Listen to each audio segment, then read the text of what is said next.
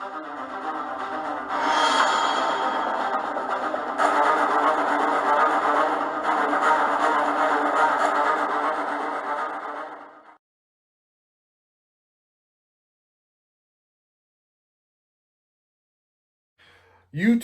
what is up? It is your boy Vinny Chill here again to talk about Ninja Turtles Part 2. So, you may recall that we were going to take a little bit of a hiatus. We had some episodes in the can recorded back in April that we were going to drop on you. And surprise, turns out that the data was corrupted and couldn't actually get those onto the editing floor. So back with new episodes sooner than expected, recording this in early June, just on the heels of Seth Rogen's announcement the other day that there is a new Ninja Turtles movie coming out August 11th, 2023. So that's just over 2 years from now. So in light of that news, figured, what the hell, drop a part 2 for Ninja Turtles on you guys right now. Now, according to Deadline, there is some talk that it's going to be directed by Jeff Rowe with a screenplay by Brendan O'Brien. As far as I know, this is a total reboot. This will have nothing to do with the prior films. As you probably know, this will be the 7th installment, starting with the trilogy live action in the early 90s. And then, of course, there was the CGI film from 2007, which wasn't that bad. And then Michael Bay's attempt to resurrect the franchise and do what he did with Transformers, which did not, I think, go over as well. It was kind of lackluster. So that was 2014, 2016. So it looks like after a 7-year hiatus, when it's all said and done, there will be a 7th film. And of course, Seth Rogen is known for his comedy, so hopefully you can expect some comedic relief. But we're about the same age, so I'm sure he grew up with them, loving them as I did, and I'm sure he's going to do right by the franchise and work in some good story and action, but also have some comedy in there as well. So hopefully this will be the best one yet. So in terms of this episode, wanted to do a little bit of speculation in light of this news and what you might expect, what we can all can expect from a future film. So first and foremost, I think the obvious elephant in the room is when the last movie was done, I believe it was still prior to the whole Jennika mutation. So, of course, I think you couldn't do another film without having a strong female co-lead character. So I think it's safe to assume that when the new movie is made, it'll feature not 4, but 5 heroes in a half shell. So Jennika, again, was brought up in our part 1 episode. So just to drop some nuggets of information on you, you've got the IDW run, the current run. You've got issue number 51, and of course, that is going to be the first appearance of Jennika overall, back when she was still with the Foot Clan. And that book's a little pricey now in light of everything that's been going on in recent events. But something new that I did not have in the first installment is now the IDW 96. 95. So this is the second printing. Again, it's slabbed. It's a 9/8. Didn't get a first printing. I do think the cover, though, for the second printing is really cool. So this is, of course, the issue where she transforms into a mutant turtle. Hence, can't really see it with the glare there, but there she is in the back of the van. So there you go. That book is going to run you, again, probably a little bit of money to get, especially in a slab. You're probably looking at, close to 100 or triple digits. But again, I don't really see how they could avoid having her be in the upcoming movie. So I think those 2 issues are the ones that you're going to want to have in your collection if you don't already. Where do they go from there? Well, in the last movies, they've had Shredder, of course. It's been done. It's been redone. One of the movies with Michael Bay even had Karai, but and Baxter Stockman, but I don't think they've really explored Karai. And again, I'm really thinking that studios now, they're going with the minority characters, the females, the female leads, antagonists. So I really think you can expect to see more of Karai, maybe even featured in a central antagonist role instead of Shredder. So again, with Karai, you're going to go back to the original Mirage days from the late 80s, mid 80s, and early 90s. And you're going to see that her first appearance, well, her first cameo appearance is right here. Now, this is number 52, first cameo appearance, followed by the next issue, 53, and that's going to be Karai's first full appearance.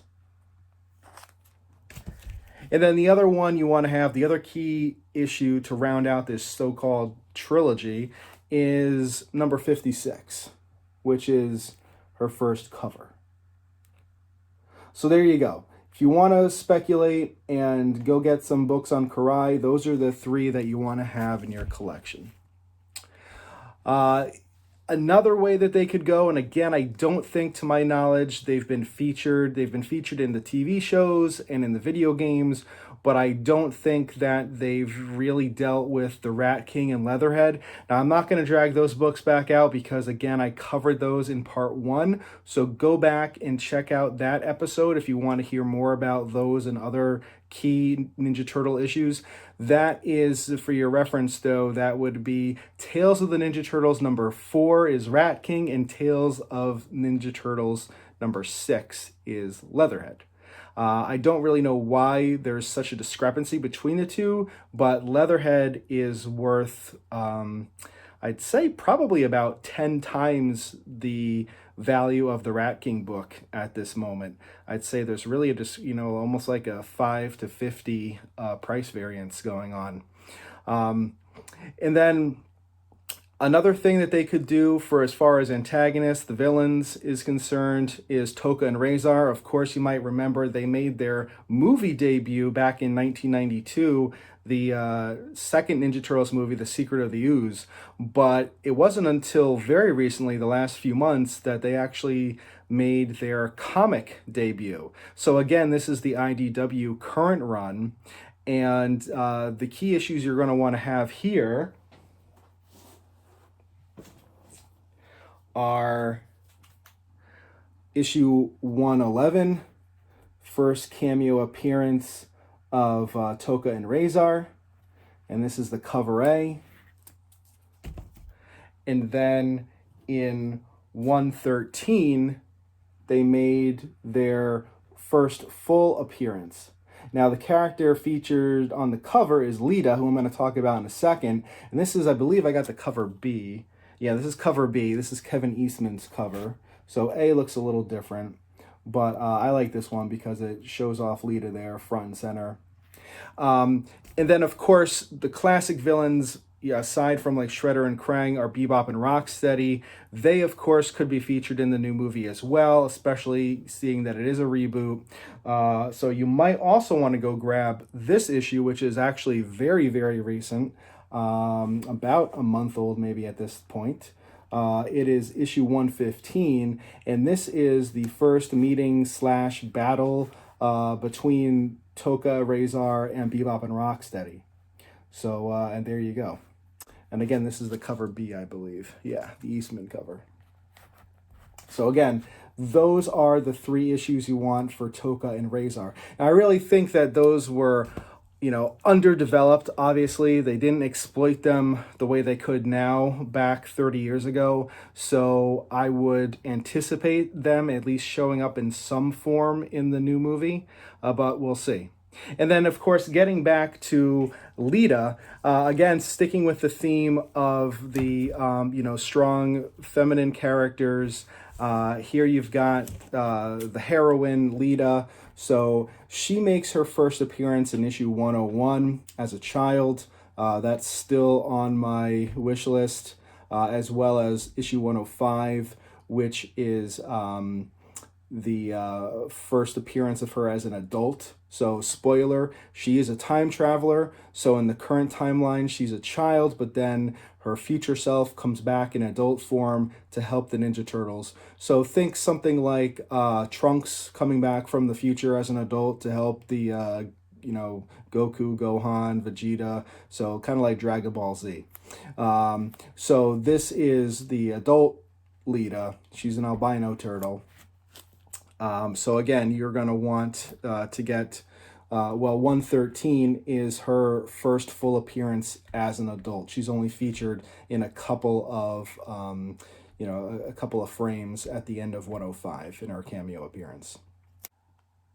So I think like Jennika, Lita has a good chance of showing up in the new movie. I think because she's so new, she's really been underutilized and undervalued until now. So I would expect to see her. I hope to see her, maybe even work in that time travel plot into the upcoming movie. Who knows? So that's about it as far as the characters are concerned, as far as the new movie coming out. I also wanted to mention, because I mentioned it in the last episode, the Last Ronin.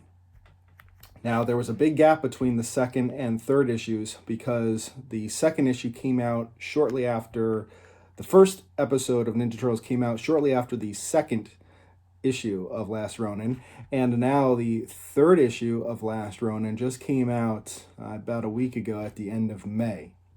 So this was awesome. This was more of a flashback to sort of provide context for what's going on in the present. And by present, of course, I mean the future. But I really am excited about this. I hope it ends strong. 2 issues left to go. Love it. Down the road, I don't see this being, Seth Rogen's already come out and basically said it's a reboot. So I don't see them turning this into a movie in the 2023 film. But I would love to see this made into a movie at some point too, because this has just been phenomenal so far. So that's about it for now. And again, still a ton of Ninja Turtles books from my collection. So there will definitely be a TMNT Part 3, maybe even a Part 4 at some point down the road. But until next time, stay safe, stay nerdy.